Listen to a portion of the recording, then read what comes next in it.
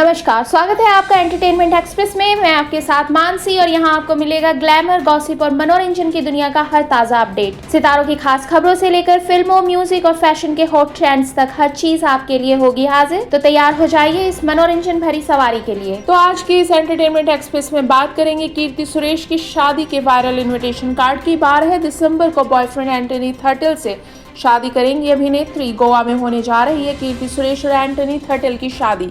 दूसरी खबर में बात करेंगे पुष्पा 2 की बॉक्स ऑफिस की कमाई। कल 5 दिसंबर को पुष्पा 2 बॉक्स ऑफिस पर रिलीज हुई है और पहले ही दिन में पुष्पा 2 ने कमाई करके कौन से झंडे गाड़े हैं बॉक्स ऑफिस पर, इसके बारे में करेंगे बात। फिर तीसरी खबर है डेटिंग की चर्चा के बीच रश्मिका मंदाना को हैदराबाद में विजय देवरकोंडा के परिवार के साथ पुष्पा 2 देखते हुए देखा गया है। चौथी खबर में बात करेंगे रवि दुबे की, जिन्होंने नितेश तिवारी की रामायण में लक्ष्मण का किरदार निभाने की पुष्टि की है।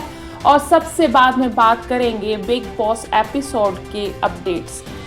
कीर्ति सुरेश ने हाल ही में अपने रिश्ते को इंस्टाग्राम पर पब्लिक किया है और अब वह 12 दिसंबर को अपने लंबे समय के बॉयफ्रेंड एंटनी थर्टेल से शादी करने जा रही हैं। यह शादी गोवा में एक बेहद निजी समारोह में होने वाली है, जिसमें सिर्फ परिवार के लोग और कुछ खास दोस्त ही शामिल होंगे। कीर्ति और एंटनी के रिश्ते की पुष्टि करने के बाद अभिनेत्री ने दिवाली पर एक तस्वीर साझा की थी, जिसमें वह एंटनी के साथ नजर आ रही थी। कीर्ति ने इस रिश्ते को लेकर एक भावुक पोस्ट भी की है, जिसमें उन्होंने लिखा है 15 साल और बढ़ते जा रहे हैं एंटनी क्रॉस कीर्ति। इसके बाद कीर्ति ने तिरुपति मंदिर में दर्शन कर आशीर्वाद लिया और उन्होंने कहा कि उनकी शादी गोवा में होगी। हाल ही में उनकी शादी का एक निमंत्रण पत्र भी सोशल मीडिया पर वायरल हो गया है और इस इन्विटेशन कार्ड में उनके परिवार वाले मेहमानों से आशीर्वाद मांग रहे हैं। एंटनी थर्टेल जो एक व्यवसायी हैं, वह केरल में एक बहुत प्रमुख रिजॉर्ट चेन के मालिक हैं और लंबे समय से वह कीर्ति के जीवन का एक प्रमुख हिस्सा रहे हैं। गोवा में होने वाली इस शादी के लिए फैंस काफी बेसब्री से इंतजार कर रहे हैं। 2024 की सबसे बहुप्रतीक्षित फिल्म पुष्पा 2 द रूल ने बॉक्स ऑफिस पर मचा दिया है धमाल। फिल्म ने अपने पहले ही दिन 175 करोड़ रुपए की कमाई की, जिससे यह फिल्म भारतीय सिनेमा की सबसे बड़ी ओपनिंग करने वाली फिल्म बन गई है। इसने शाहरुख खान की जवान का रिकॉर्ड तोड़ा है और हिंदी फिल्म इंडस्ट्री में सबसे बड़ी ओपनिंग का खिताब अपने नाम कर लिया है। फिल्म ने अपने पहले दिन 175 करोड़ रुपए की कमाई की है, जिसमें तेलुगु वर्जन ने 85 करोड़ और हिंदी वर्जन ने 67 करोड़ का योगदान दिया है। पुष्पा 2 ने अपने तेलुगु वर्जन से सबसे बड़ी कमाई की, जबकि हिंदी वर्जन ने जवान के 65 करोड़ रुपए के रिकॉर्ड को पार किया। फिल्म ने तमिल, मलयालम और कन्नड़ वर्जन से भी अच्छा प्रदर्शन किया, जिसमें तमिल ने 7 करोड़ रुपए, मलयालम ने 5 करोड़ और कन्नड़ ने 1 करोड़ रुपए की कमाई की है। अगर हम इसके विश्व स्तरीय कलेक्शन की बात करें तो पुष्पा 2 ने पहले दिन 300 करोड़ रुपए के आसपास कमाई की है, जिसमें विदेशी बॉक्स ऑफिस से भी महत्वपूर्ण योगदान शामिल है। फिल्म की स्टार कास्ट में अल्लू अर्जुन, रश्मिका मंदाना और फहद फासिल मुख्य भूमिकाओं में है, जबकि निर्देशित सुकुमार ने इसे निर्देशित किया है।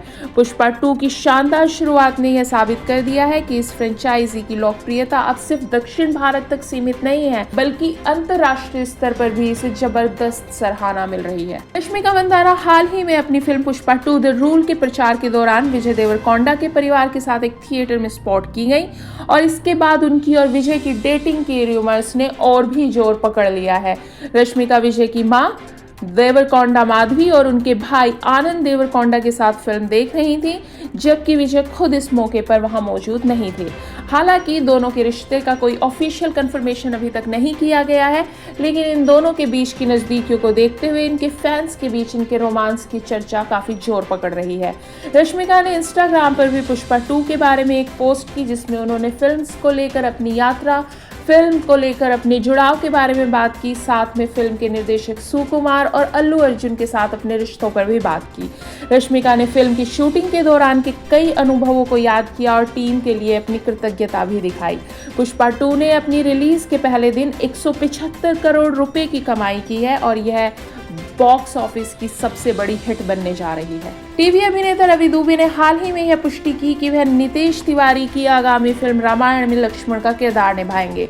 रवि ने कनेक्ट सीने को बताया कि उन्हें इस फिल्म का हिस्सा बनने पर गर्व है और वह काफी समय से इंतजार कर रहे थे कि वे इस जानकारी को पब्लिक के बीच साझा कर सकें। उन्होंने कहा कि अब उन्हें निर्माताओं से इस बारे में जानकारी देने की अनुमति मिल गई है।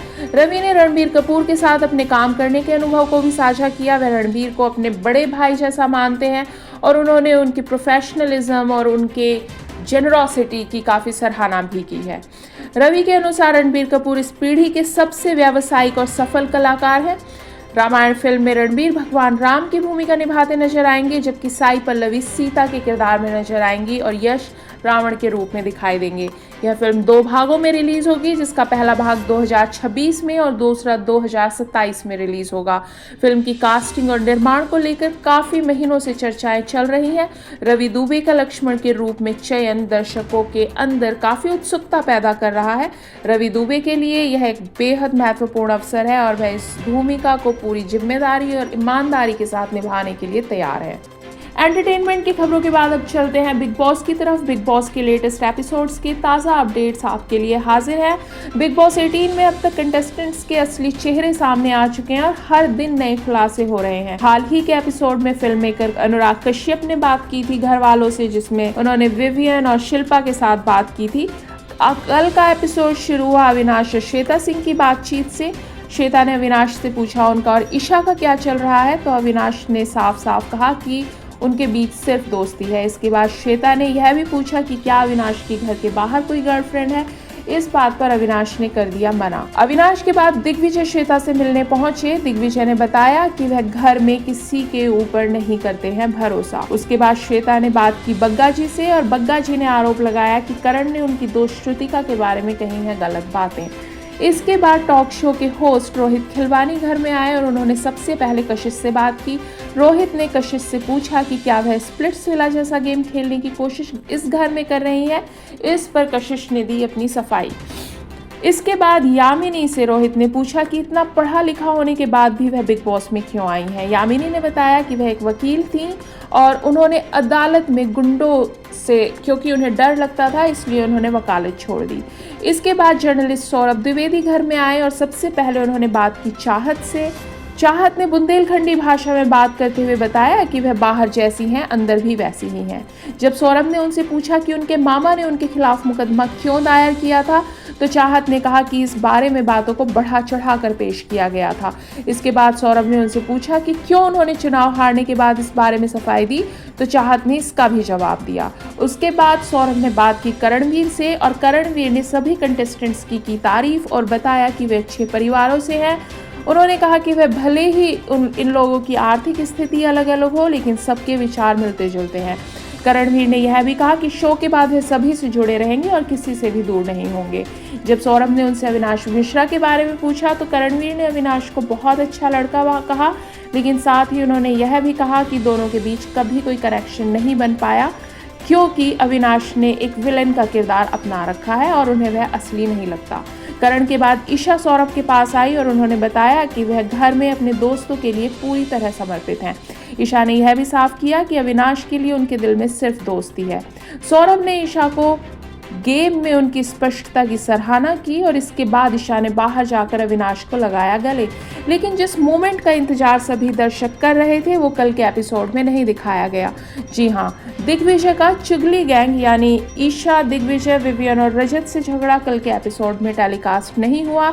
इस झगड़े को लेकर दिग्विजय के फैंस के अंदर काफी गुस्सा देखा जा रहा है और वे चुगली गैंग के साथ बिग बॉस के पक्षपाती रवैये की भी कर रहे हैं काफी आलोचना। तो इस झगड़े को शायद आज के एपिसोड में टेलीकास्ट किया जाएगा। इसे देखने के लिए और इस झगड़े के बारे में और जानने के लिए जुड़े रहिए हमारे साथ।